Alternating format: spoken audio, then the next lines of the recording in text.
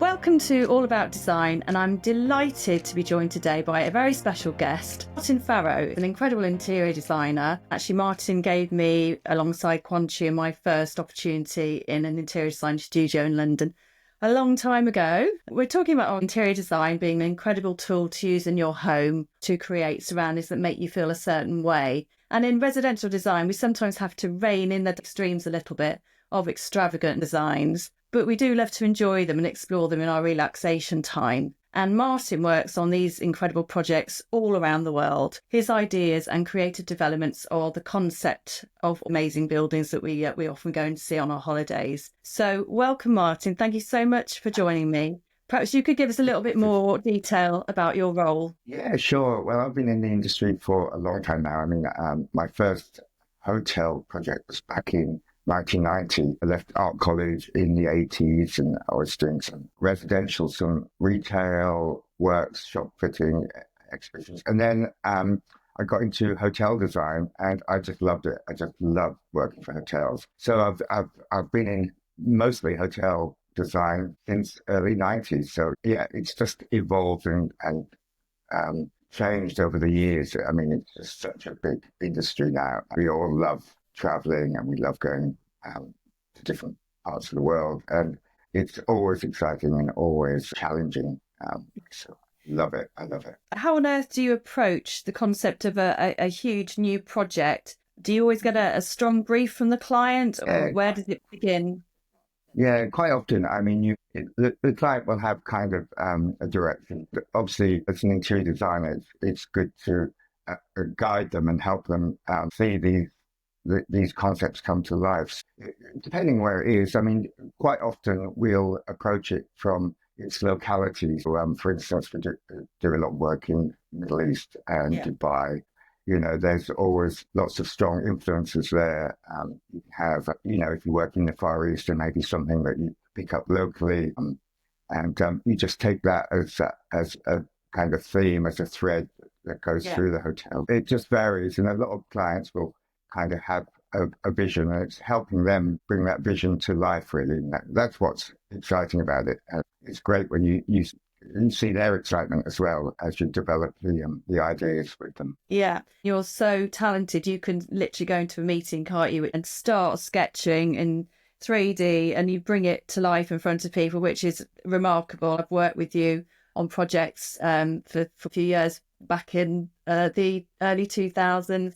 Okay, that was amazing. And if it suddenly changes direction, you're able to respond to that quite quickly. Yeah, exactly. And I think being able to sort of, help them see the vision by, you know, we can use mood images, mood boards, but sketching is always good. I've always sketched. I love doing that. And just quick thumbnail sketches sometimes really help set the direction. For instance, working on a project at the moment, and we just want to include, just bring it to life.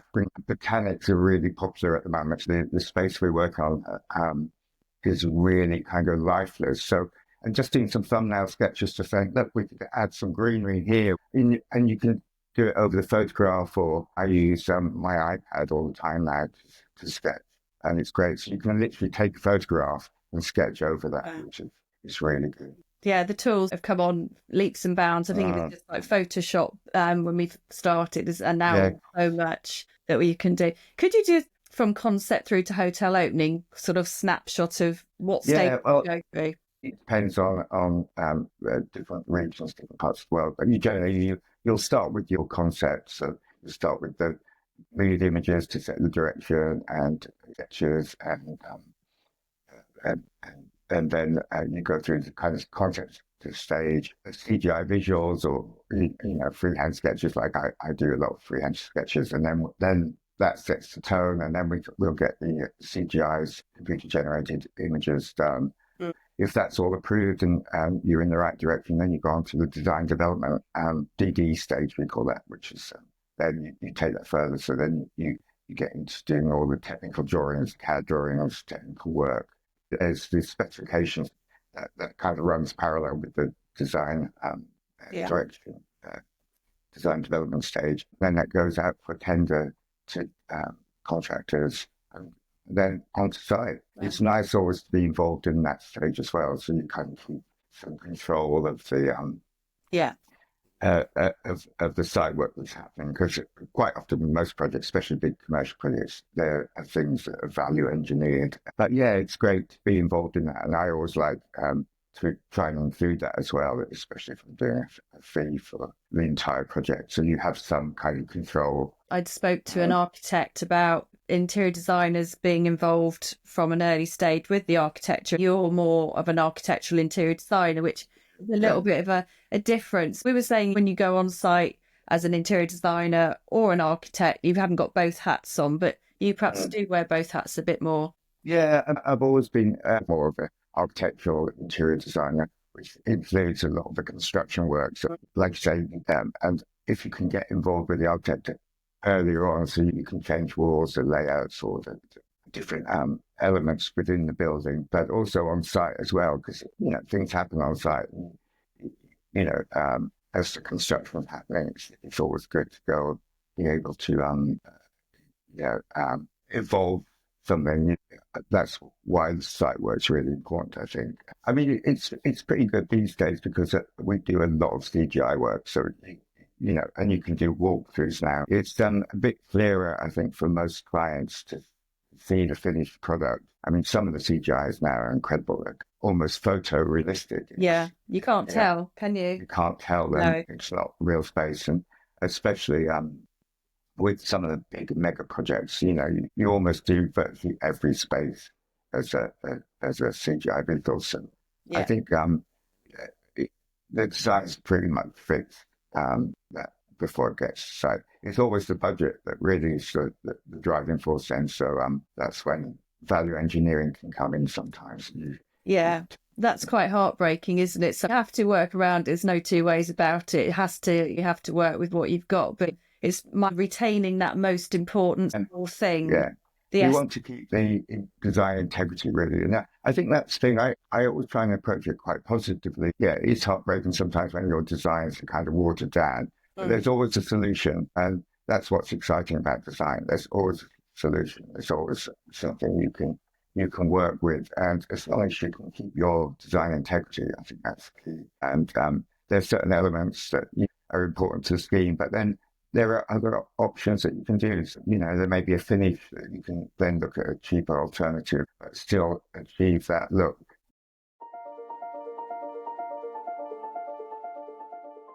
And how do you go about trying to appeal to a wide range of people when you're doing a hotel lobby, for example? Stick to the brief, or do you sort of in different curveballs? It does depend on the client. Because some clients like to play safe. Some clients, like to have something that's, a bit different or a bit unusual. I always love the kind of wow factor. I love the element of surprise as well. So, for me personally, and I think a lot of guests, they like to go into a place and they like to go, wow, I wasn't expecting that, or wow, that's incredible. I wouldn't have even thought of that as an idea. Or so that's the element of surprise. I love focal points. I love there's always something in the distance to look at. There's always something that makes you want to go further. There. It's oh, what's over there? Oh, is that a bar over there? What's that? It's that artwork.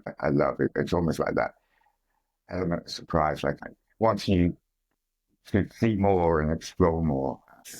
That's what interior design is. It's being a little bit different, even in your own home, which we'll perhaps come back to in a second. But obviously, when you do go to a beautiful hotel, you want to go wow. But it's how do you keep on bringing these ideas forward? Where do you get your inspiration from? Inspiration is everywhere. You just find it. I think there may be something you're walking down the street and you just see something like, oh, wow, that color is incredible, or that finish works really well with that. It's like I said before, location is really important, and it's a real good inspiration thing. And I love to tell a story. I love if the interior tells a story, and the guests can ask questions. What's that sculpture? What's that artwork? How does that fit in? And it's always good. But inspiration, I think you find everywhere. I think as a creative person, it's sometimes It'll just come to you. I love nature for colour schemes. And nature is amazing as a inspiration, and like I say, for colours and things that contrast each other as well. I mean, it's incredible. Like say, you can look at something that's quite neutral, and then suddenly there's this pop of colour, and that's incredible.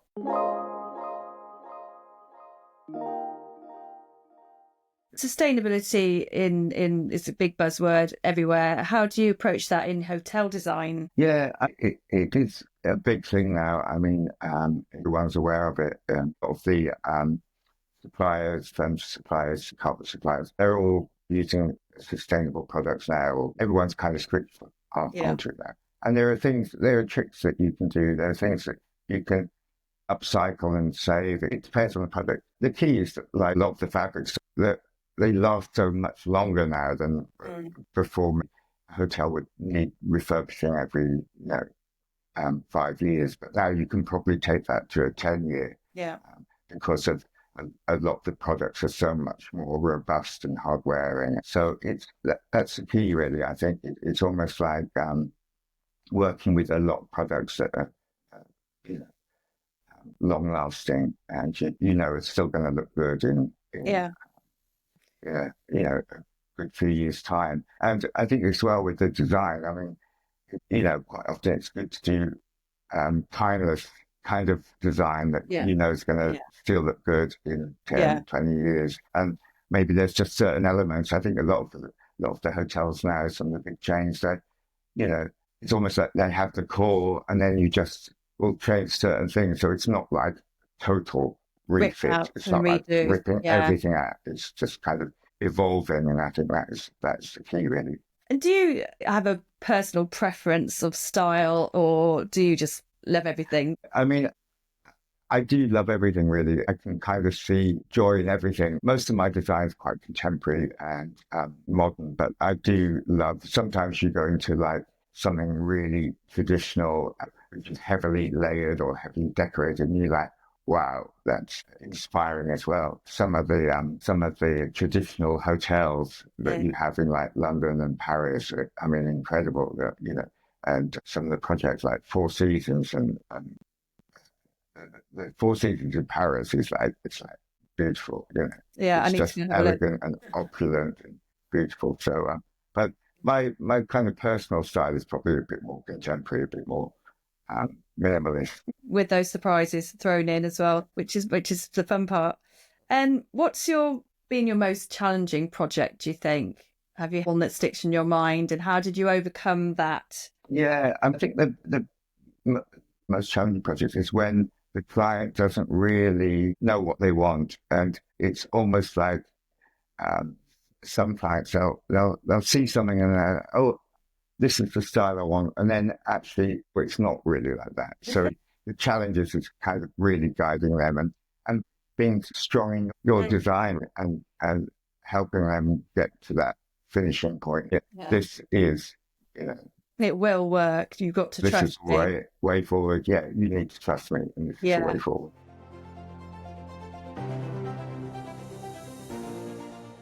When I first started at KCA, where you gave me the job with Quan, they recently done the Burj Al Arab, and that was the beginning of hotel design in a way, that in an international scale. I was always amazed at where the journey starts in the interior design studio and how often it changes or develops. And if you look back at your first ideas to where you end up, there's usually a few strong ones that obviously stay with it. So much gets altered and edited. It's like saying, I always like to look at it as a positive, that it's almost like it evolves. It's not necessarily it's changing for the sake of it, but it's a natural involvement. I mean, the Burj Al Arab was unique. Working on that was incredible. Sheikh Mohammed, he wanted bright colours. He wanted it to be bold. He wanted it bright. So it was almost like we were showing him fabrics, and it was like brighter, And the finishes as well. I mean, some of the finishes we have in there are just incredible. We worked on some beautiful projects. There's the Mandarin Oriental in Prague, lots of the ones in Dubai as well, of course, and even London. Just the diversity of it, and it's almost like you're having so much fun with these designs, And sometimes bringing that back into residential design, from the work that you do, how do you think we can sort of transfer that approach over into designing your own interiors at home? Yeah, I think sometimes it is about like making a statement or being a bit bolder. I think a lot of people, especially in their own homes, that play quite safe, really. It's easy to keep it all quite neutral and, you know, quite bland in a way. But there are certain things you can do. And if it doesn't work, you can change it later. I just helped some friends here in Spain with their design, and their whole apartment, it was magnolia. Everything was magnolia. And that they were quite happy to try something bold. And I'm like, why don't we do a bold, bright terracotta orange? And we just put it through the whole apartment and it worked. And it was so beautiful. And lighting is key. Lighting is really key. I always think lighting can make or break a scheme, especially if you have different colors in a room. You can create different effects if you have low-level lighting and bring those colors to life and bring different tones of those colors with lighting on it, whether it's a spotlight or, sort of lamp. I tend to see people leave things like lighting as an afterthought a lot of the time. And obviously in hotel design, it's got to be in there. It's in the ceiling, composites, lamps, table lamps, hidden lighting. And I think now it's easier to get LED lighting into built-in bookcases, but it's still an afterthought sometimes.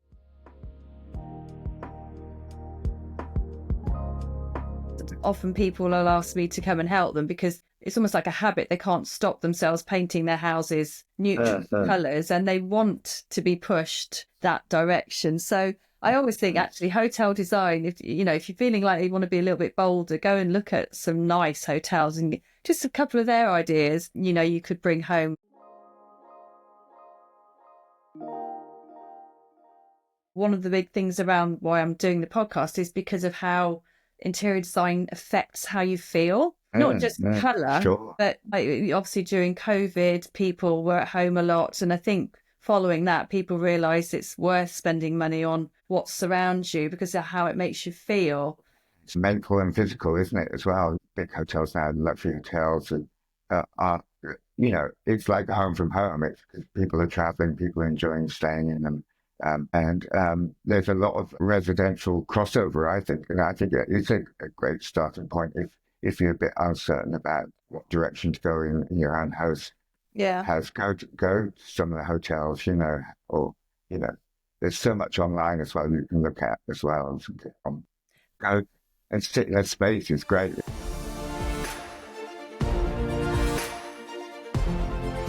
So going back to the very beginning, what was the moment that made you realise you wanted to be an interior designer?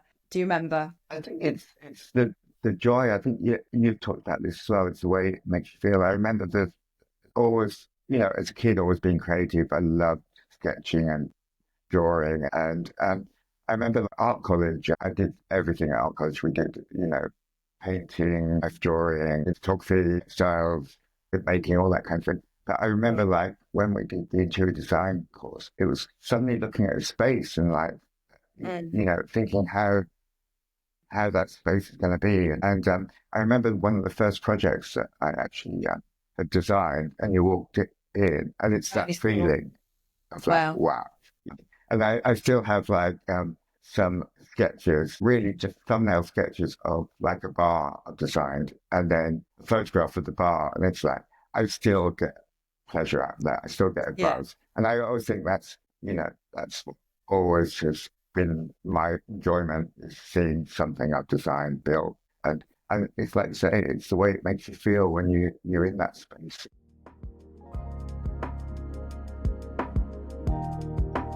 We've talked previously on this podcast about design fatigue.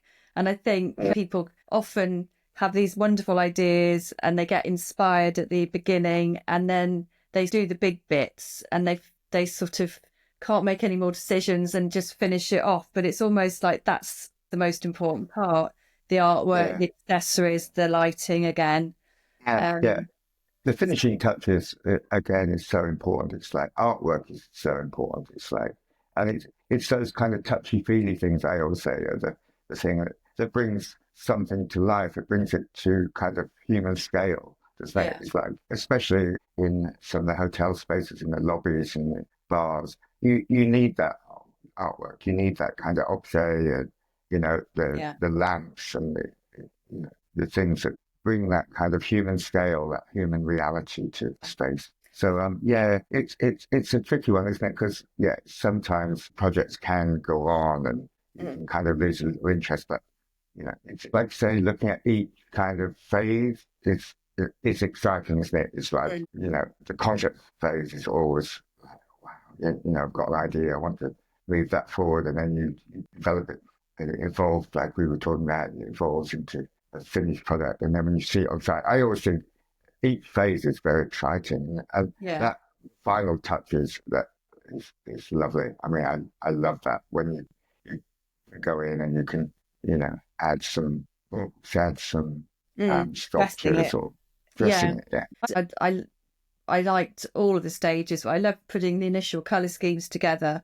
And then when that was approved, then going to see the mock-up room is incredible, isn't it? We went to see one with Hilton, and it was actually built in, it was like a lock-up garage in Venice. Built it identically to scale. And then you could tweak this and that lamp needs to be a bit bigger, and the carpet isn't quite where we wanted it to be. and doing the mock-up rooms are always good fun. I mean, I've done mock-up rooms that have been like in ship containers in Yeah. in a car park, Yeah. especially for guest rooms. It's kind of essential, really, that and it Yeah. helps the client get spending however much Yeah. money on refurbishing or developing a hotel. They need to see the finished room. Yeah, definitely. And it's always good. I always say when you do a mock-up room, you need to have the lighting working. Yeah, So you see the different effects, daytime, nighttime. Again, lighting is key really for some of the guest rooms. Yeah, it changes everything.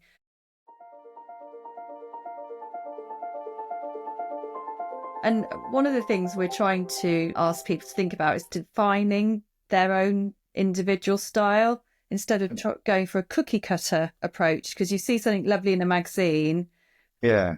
That won't necessarily work in your house. What do you think the best way is to try and find out what your own style is? Have you got any thoughts? Mood boards are always great to we obviously can't always afford to like do a room and then, oh no, don't like it, I'll change it.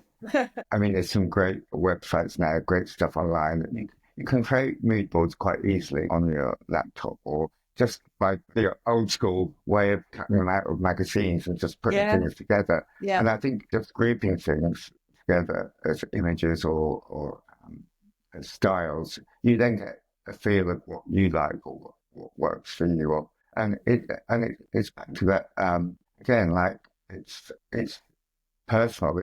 Go with your instinct. I think I always think like if that feels good for you, And are there any things you would say regarding best way to approach space planning? Because obviously we're not talking about giant spaces, but in your home, have you got any sort of golden rules that you think are good advice? Yeah, I mean, comfort is the main thing, and I always think that don't overclutter. Don't try and put too much in a room, so you're almost having to squeeze past things, or you want to feel comfortable, and there's nothing worse than feeling squashed or compromised in a space. Don't try and put too much in. It's the same on the walls. You don't have to have something on every wall. Sometimes it's almost like the blank spaces complement the spaces that has things on. So it's about finding that happy kind of medium, really. Definitely. And we've been trying to encourage people to go out and find beautiful things in antique shops and auction houses, because there's some beautiful things out there that then you could... Amazing things, yeah. And sometimes that can be a starting point as well. We have, down here in Spain, we have lots of weekend markets. They're kind of glorified car boot sales, but sometimes it's just just a great way. You pick up an artwork or you pick up a piece of furniture that then you're like, wow, that's great. That would be great in that room. And you can kind of build around that piece. That was what something I mentioned in the first podcast was what Quan and yourself told me, find the DNA of a scheme, and I've never forgotten that. Could you expand on that a little bit more for us? Yeah, I always think it's nice to have a connection. It's nice to have a thread. So it's that kind of DNA of the schemes. It's fine being a little bit eclectic, but it's nice to have this little thread, kind of like say story almost, isn't it? I kind of now I kind of look at it as a story, so everything has like a thread that goes through, and it's a connection. Definitely. And I think if you find that central thing that sort of talks to you, then you can carry that flow, like you say, throughout your home. Oh, yeah. Instead of it being one room is like this, the next room is completely different. So and that's where it's really important to define your style. And what's one of the most unusual things you've ever been asked to design? Can you think of anything? Yeah, I mean, I have done unusual things. I think not particularly unusual, but different. Like some of the luxury cruise ships and the yachts are amazing because that's a whole different kind of ball game, really. But working on a yacht in the shipyard in Hong Kong was incredible. That was a real eye-opener because it's just the way things are constructed, things are built, it's different. So, I love doing that. The cruise line must be quite a fun project to work on. I mean, now it's a big industry because they're like floating hotels. And again, it's gone beyond the kind of corporate, where it's all quite bland. You have these luxury suites, luxury staterooms now, and public areas as well, A lot of fun designing restaurants. those. Yeah. And I think the thing with interior design is it's got to be fun, but you can create places within your home or on your cruise ship or on your hotel that you have the fun part, and then you might have somewhere that you go to be a bit quieter, listening to what you feel you need as a person. Obviously, when you go on holiday, you want to be entertained. You want to see these amazing designs that you're not going to see in your own house. Yeah, no, exactly. I mean, if you got the luxury of space, it's always nice to have a cozy corner. I always like a cozy corner where, sometimes I just want to go and read or, just just breathe and breathe. We all live quite hectic lives now, don't we? Everything's fast paced, we're always on the move. So sometimes it's nice to have that, being able to create that little cozy corner. Just a last couple of questions. What do you think, looking into the future, is there any big thing on the horizon, that, especially in your world of conceptual hotel design, that you see? Well, again, I think it's because people are traveling, people are exploring, people kind of enjoy the luxury, inspect the luxury. It's about really having that downtime, that time to unwind and switch off. So I think it is about having those beautiful spaces to be in, but also have the service. But it's being pampered as well. So it's almost part of the environment. It's not just just the room you're in or the space you're in. It's about being looked after, being taken care of, and enjoying that. The expectation is to be excellent, isn't it? And when you're designing these things, you probably have a little chuckle to yourself sometimes and go, oh, that's going to go down really well. That's amazing. That's lovely. I'd want to stay there.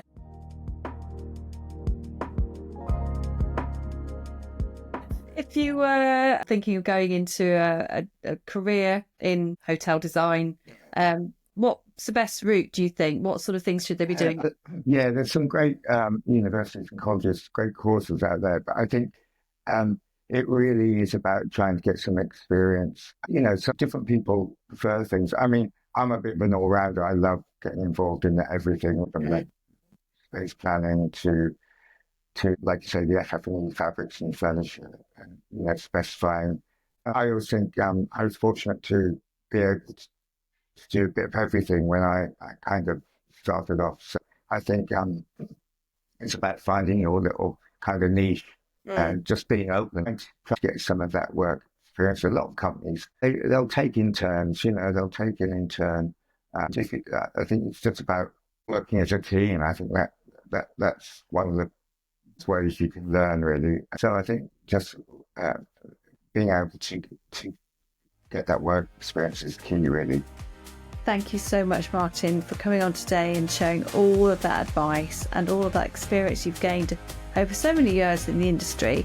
And I know you've had a bit of a cold recently, so thanks for soldiering on and speaking to us. And if you have any questions at all regarding today's episode, please do get in touch at contact@allaboutdesign.online. And we look forward to seeing you in the next episode. Take care. Bye-bye.